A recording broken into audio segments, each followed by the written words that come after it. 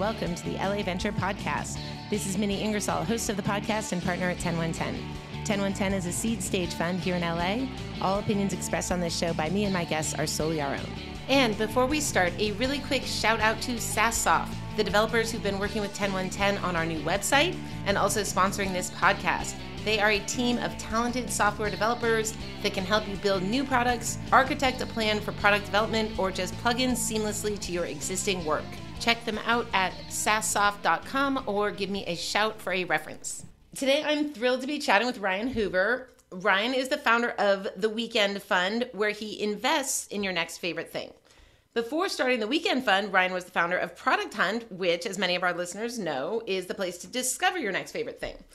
LPs in Ryan's current Weekend Fund 2 include Mark Andreessen, Chris Dixon, Chris Sacca, Steven Sinofsky, Troy Carter, Minnie Ingersoll, and many other luminaries. Ryan, thank you for coming on the show today.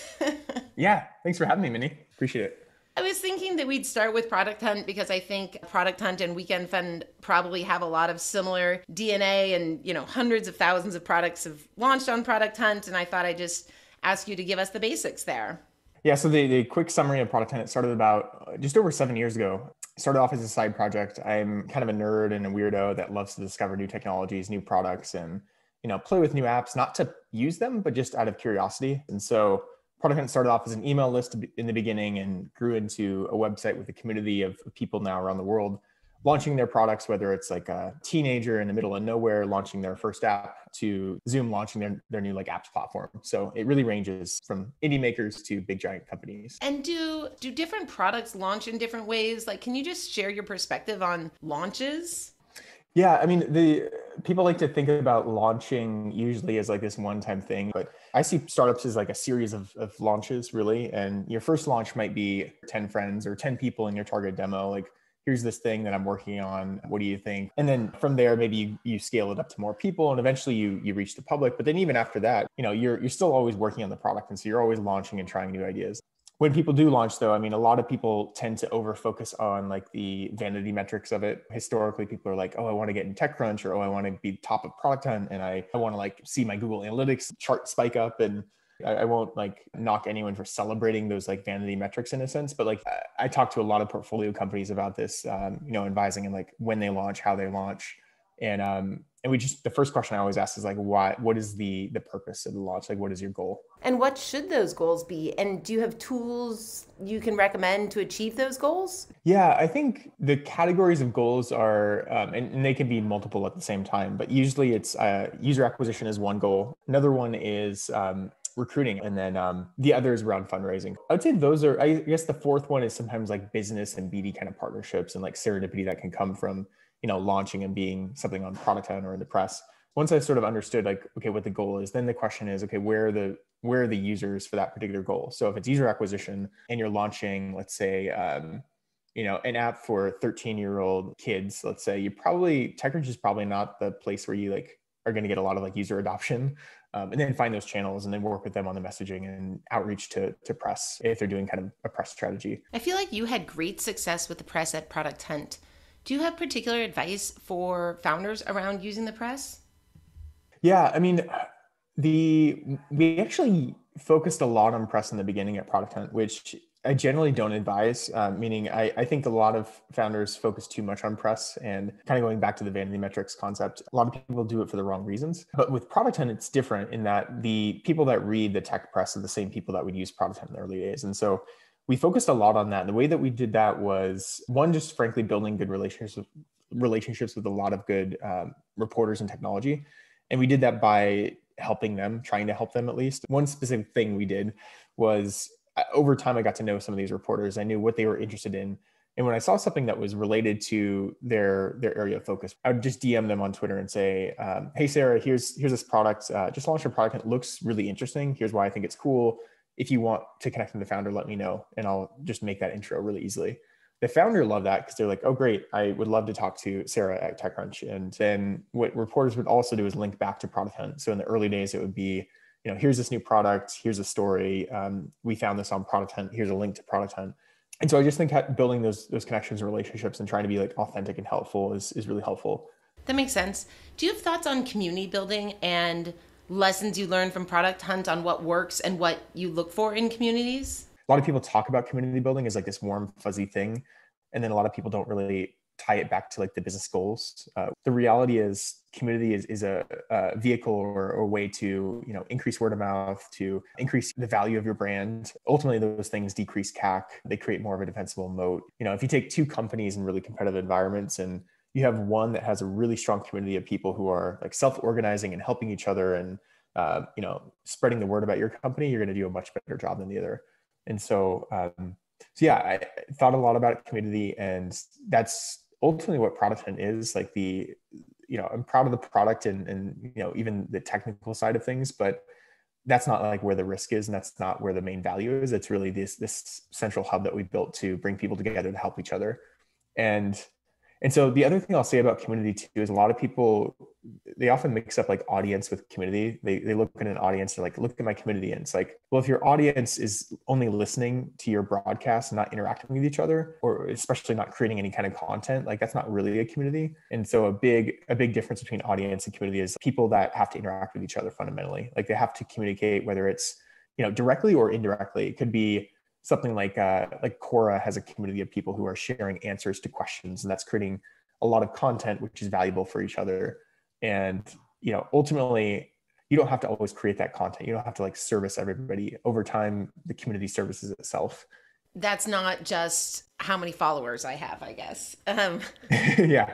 But I will say like an audience is a good stepping stone towards a community. It's a lot easier to build a community if you start with an audience, because over time, you can essentially segue that audience into a community. And I think a really good example of this is Lenny Rachitsky has a newsletter on Substack that he started writing maybe a year and a half ago.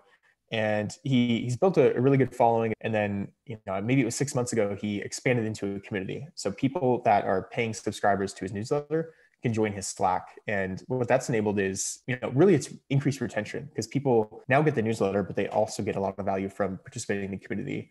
And furthermore, inside that Slack group, which I'm actually in, they can help each other as well. And they can also create content that then, helps the newsletter, like is fed into the newsletter as well. And so in some ways, the community is the strongest asset that I think Lenny has built beyond just like the email lists that he's created. Do you have advice for someone who wants to build community, or maybe someone trying to build Product Hunt for podcasts, or just generally learn from what you've built? Yeah. Early in the Product Hunt days, we saw a lot of Product Hunt for X, meaning like Product Hunt for music, Product Hunt for like health foods, Product Hunt for somebody else created the Product Hunt for podcasts at some point too. And yeah, you see people kind of riffing on different patterns or trends. Like right now in Clubhouse, we're seeing a number of people also building Clubhouse for X, like Clubhouse for sports conversations, or Clubhouse for like a Gen Z younger audience with like more creativity and like self-expression. And so you see these kind of trends. And I think most of the Product Hunt, in fact, all of the Product Hunt for X products never really worked. The model of like this daily leaderboard to discover new things doesn't really work for a lot of things. Like one, it has to be a type of thing that you want to discover on a daily basis, like frequently. Two, you also have to hit some sort of like critical mass of users where there is some level of curation. Three, certain products, they have to be very targeted to like a very specific audience. So it can't be like super general. An example of that is like Product Hunt for video games is too broad. It has to be like Product Hunt for mobile video games, or it has to be like, or even maybe more narrow than that. And so I think a lot of people just kind of like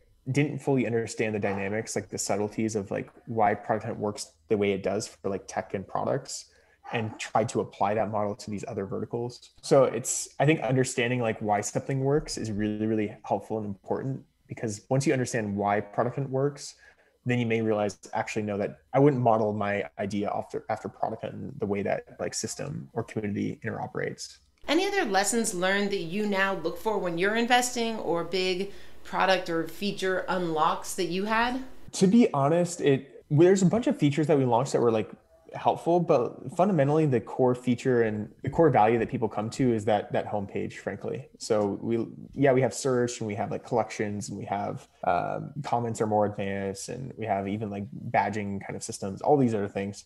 But like technically, if we probably removed all of those things, 80%, 90% of Product Hunt's value would still be a list of products and like a conversation with the maker. And that's actually, I think, true for a lot of products. If you look at like Twitter is a good example, I think, where Twitter's added a ton of things, but if you took away almost everything and just kept it to, even just 140 character like tweets with like no GIFs, no images, no live video, no spaces, none of that stuff, it would still be almost as equally as beneficial or valuable for people. And I think this is where it gets to like consumer products. There's usually like one single thing that they do really, really well. And there's a bunch of stuff around the peripheral that like maybe the power users like and use, but fundamentally the majority of the user base is like using that one single thing. And that's where I think a lot of founders make the mistake of they have an idea and then they build the first version and it doesn't really take off. So they add more features. And they add more features and they add more features. And then now they have like a ton of things to manage. But furthermore, the user doesn't even know what to focus on because now you have all these things. And so anyway, I think the older I get, the more I realize for consumer products, how important it is to have like that singular focus. Like what is a singular primary mode of interaction? So if it doesn't take off at first, keep iterating on that one thing. I think so, or change, like, you go back to Clubhouse too, because before Clubhouse there was Talk Show. And did you ever play with Talk Show? Or no, I didn't. Do you know much about it? No. Okay, so it's actually quite similar to Clubhouse. It was basically an easier way to do a podcast. So instead of scheduling a call and jumping on Zoom like we are right now, you could actually go on Talk Show and you could invite me, and it could be kind of impromptu. But it would actually record the audio through the phone. And then it would also allow listeners to listen at the same time and ask questions. And so you had like a traditional kind of podcast recording with like this live audience kind of interaction. And I used it a few times. It didn't really grab me. It wasn't super compelling, but fast forward, Paul and the team ended up changing the directions. And it's very similar to Talk Show, but Clubhouse is wildly different because it's all about these rooms that you can jump into, and it's about live conversation. It's not about scheduling a podcast. It's really just about serendipitous conversations. And I think that's a really good example of how they were able to like take little bits of Talk Show that worked and then flip not only the framing of the entire experience, but also the product experience itself. So let's talk about the Weekend Fund. And I imagine that some of what you've learned about launching products and helping products grow and building community is stuff that you're evaluating at Weekend Fund. Yeah, we invest broadly. So we'll invest similar to Product Hunt. We invest in most things, or we're open-minded to invest in most things, from consumer to B2B. We tend to avoid hard sciences. I think the way that we view our investments are really often based on like two different lenses, you might call them. One is we like to invest in companies that are capitalizing on a consumer behavior shift of sorts. So essentially, what is different in the world? How are people changing their lifestyle or changing their preferences now today? Something in a way that didn't exist before, and how are they capitalizing on that? And so one example, you could say like remote distributed working is like a huge, huge shift. There's so many different things that has impacted. And we find it really, really interesting to think about like and meet founders who are observing and having some sort of insight into those shifts. Do you think a lot of that is intuition and vision, or do you yourself or do the founders often look at like data on how lifestyle is changing? Yeah, I think the thing that gives us the highest conviction is when we meet a founder and we learn some things that maybe are counterintuitive or surprising for us. If they truly understand the space and have a good perspective of the future, I think sometimes really good ideas can be very subjective, especially in consumer social, where you don't really have metrics to back certain things up, but we like to see somebody who's capitalizing on that sort of consumer behavior shift. So that's like one big shift. The other is technology shifts, and whether that's things like AirPods or smart speakers. Basically, what technology is available today that's allowing founders to build something new that wasn't possible before. And the beauty is that whenever there's an interface change or big shift in technology, it essentially opens up opportunities for early stage companies to compete with these incumbents. Whether it's today, it might be audio and voice as being one category. I'm still really excited about VR, even though a lot of people are really pessimistic. So with VR or anything else, how do you know if it's something that's hot versus a big disruptive trend? Yeah, and I think that's the billion-dollar question that a lot of investors try to figure out. Product Hunt, it's actually interesting in that we see these trends kind of emerge over the years. Like, remember Secret? Yes, it was really hot. Yeah, extremely hot, but it is always interesting to see these apps like that blow up. This was 2015 or 6, maybe 14 actually. And when that happened, we saw a lot of other products launch on PH that were all about anonymous sharing or ephemerality or similar types of themes. And what we ultimately found is none of those really took off. I mean, I guess Whisper did okay. I don't know where they're at right now, and maybe Blind is doing okay, but some people are betting that like the future of social is going to be more ephemeral and more anonymous, and it didn't really happen, I don't think. And then there was chatbot rise. So then there's a whole moment where a bunch of chatbots would be launching on Product Hunt because everyone's like, the future, like there's no more interface. It's always going to be text, and it's going to be a chatbot that you interface with. And there are some good examples. I think companies that have been successful there, but it hasn't fundamentally changed the way that people interface with technology all that much. And so anyway, to your question, I think that's the big question, is trying to figure that out. And I think it's a very contextual decision. I don't think there's like a formula you can put things through to say like this is a trend versus a fad. But I think the way that we tend to look at it is fundamentally humans have certain desires and like needs, and a lot of those desires are shifted and shaped by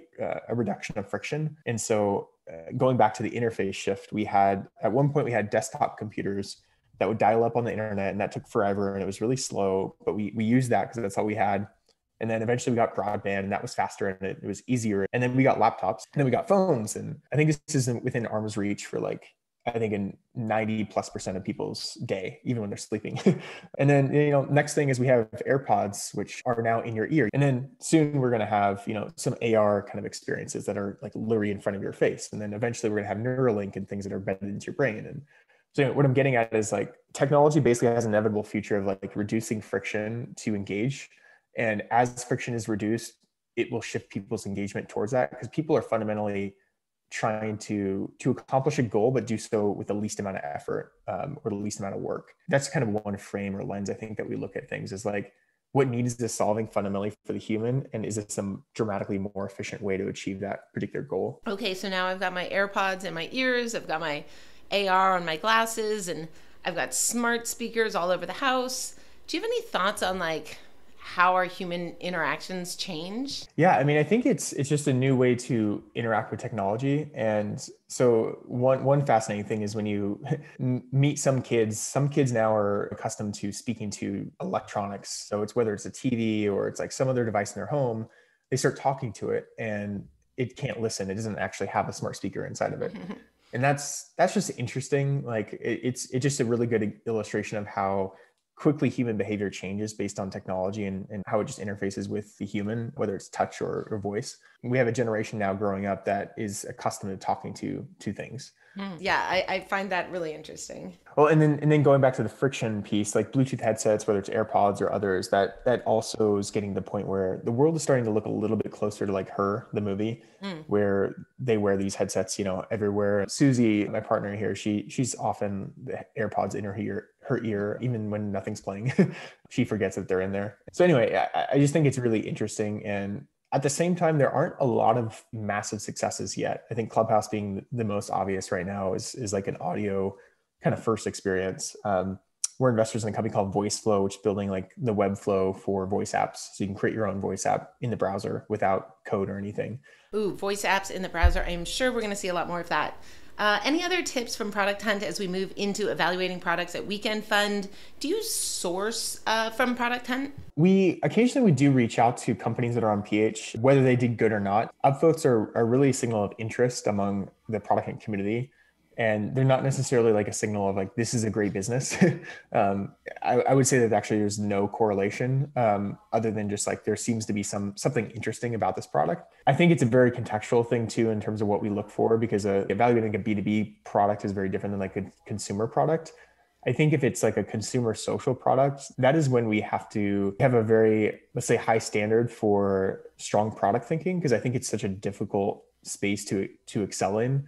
And I love talking to founders that have a really strong perspective and nuanced way of thinking about consumer, especially social. And so that conversation, you're asking them about the user experience is where you're honing in. Yeah, it's kind of like, let's take Dyspo is one example. So we're investors in Dyspo. And for those that don't know, Dyspo is by small team. Daniel Liss, the CEO, David Dobrik is an exec there as well. And they co-founded the company.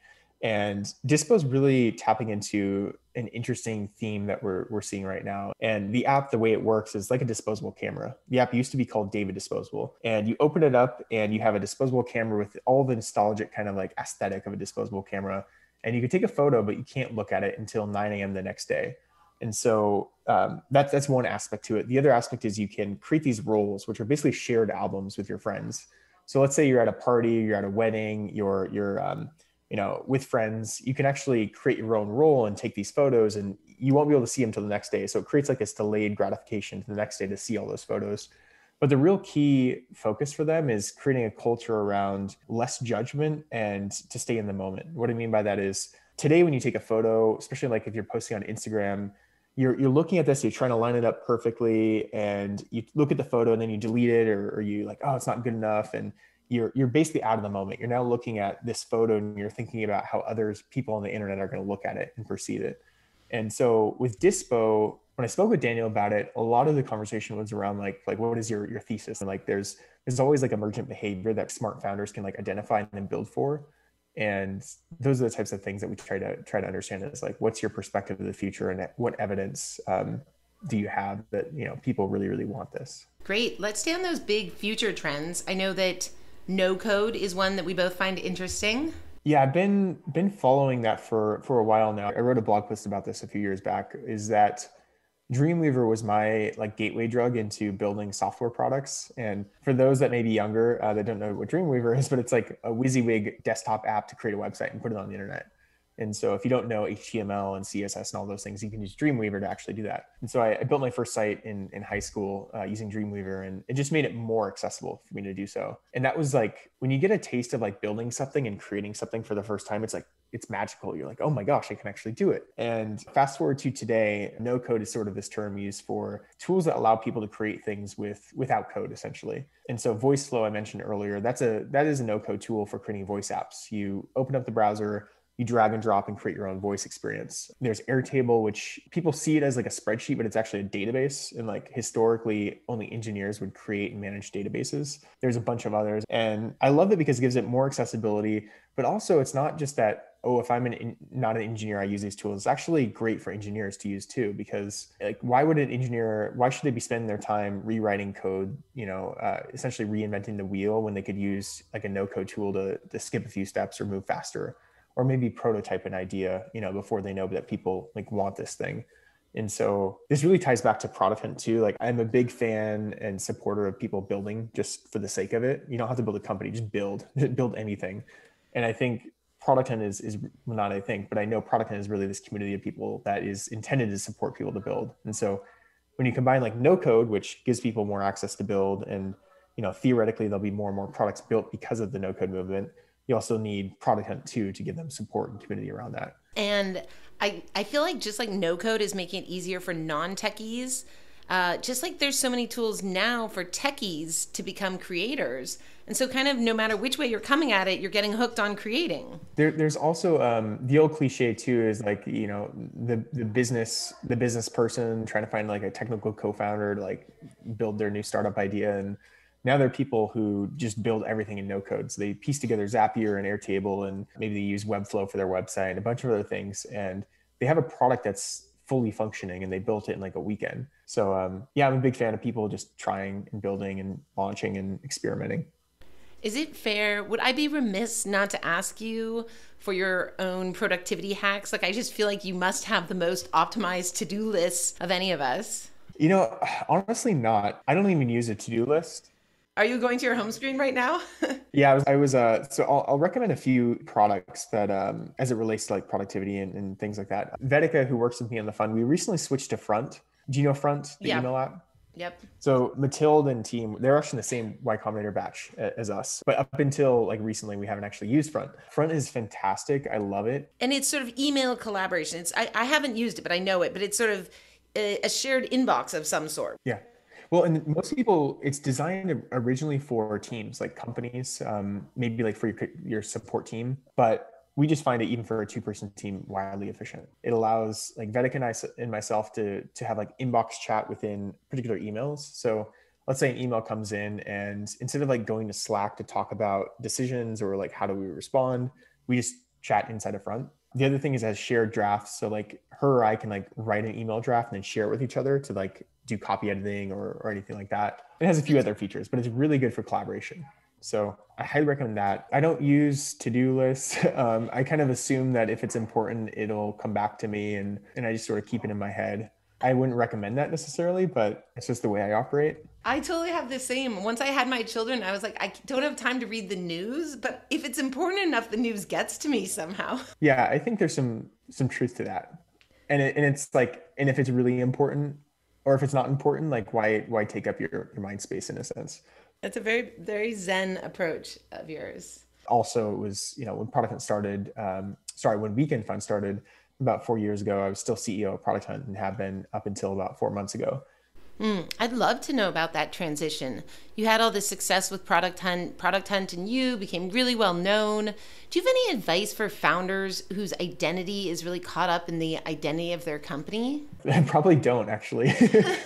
Yeah, I remember pretty early on, 2014, I remember getting recognized at some club or at DNA Lounge, if you know where that is in San Francisco. Yeah, it was a fun place to go to. And I remember getting recognized one time. It was like, oh, you the Product Hunt guy. And that was the moment I felt really self-conscious. I'm just naturally super self-conscious. But that's when I was like, oh my gosh, damn it. Now I have to think about this when I'm like drinking and out with friends. And I can't like, fully let go. And so anyway, it's definitely something I'm like aware of. But I don't have any good advice other than just like, you got to deal with it. I think some of it is just acknowledging the fact that like, if everything collapsed and it went to zero, like what's the worst that could happen? Like realistically, a lot of people, they put so much stress on themselves. I've always had this sort of a monkey on my back of not only responsibility, but just worry for the business. But in some ways it's like, well, what if it does go to zero? Everything will be okay. Yeah, that's good perspective to hear. Ryan, I feel like we covered a lot of ground. I got to ask you a lot of questions. Anything else, any big pieces of the Weekend Fund that we should cover? Yeah, we're investing early stage across consumer B2B. We love audio voice. We love no code. We love tools for remote working. There's a bunch of categories that we're excited about. We're also just really excited about like weird, wacky, crazy ideas that people are exploring, especially if they do tap into a consumer behavior shift or technology shift. And my understanding also is that you're not leading rounds, so you could be part of a round. So that's a great thing for people who've, lined up a lead or something, but they still have a little room for someone who could add a lot of value. Yeah, we're intentionally keeping the fund small for that reason. So we're a $10 million fund now, which allows us to write like 100 to 200K checks. And that's great because then we got to be collaborative and, we're not trying to elbow people out of a round and, we can bring in other investors. And I like that game way more than like trying to lead or trying to compete with others. Well, Ryan, I feel like I should wrap up by just saying like, thank you for everything you've done for entrepreneurs. It's been really impactful in the tech world. And I feel like you and the Weekend Fund are a great fit for the LA tech community. So thanks for coming on the pod today. Yeah, I moved here a year and a half ago and it's been great. Thanks, Minnie.